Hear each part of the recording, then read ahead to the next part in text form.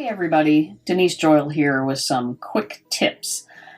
Today we're going to talk about templates. When you go to create an incident, it's nice if you have content available to quickly select from. So in this case, you can select from the templates that you've already created. I'm going to grab this one here. In this case, I'm using a macro. This will fill in the component name, and in the title, it'll simply say it's unavailable.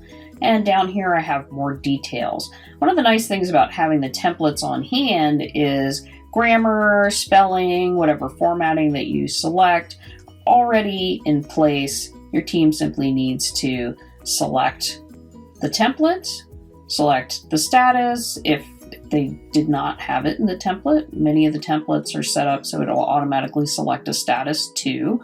And then go ahead and pick a component.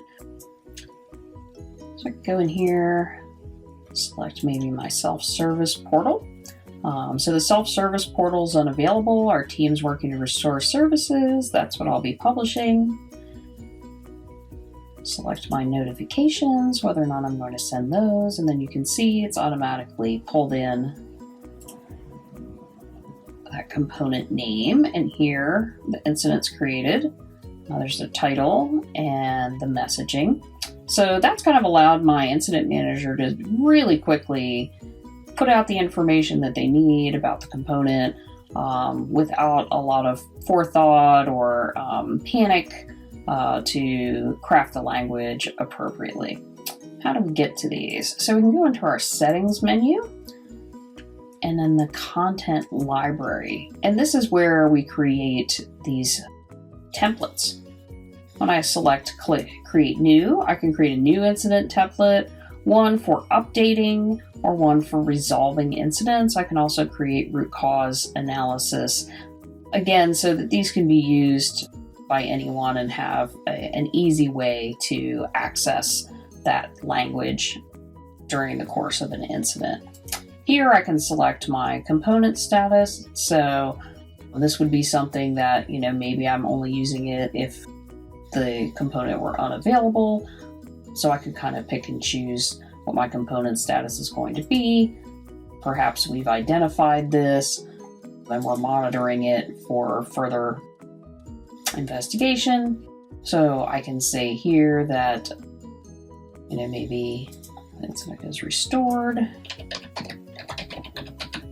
Now in this case, the title will get inherited from the initial incident throughout the incident. So these titles are more for your team to be able to pick a resolution or update from.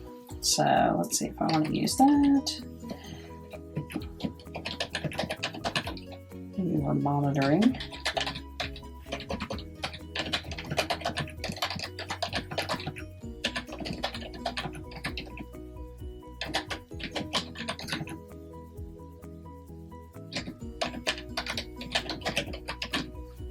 So you can decide how you want to craft the language.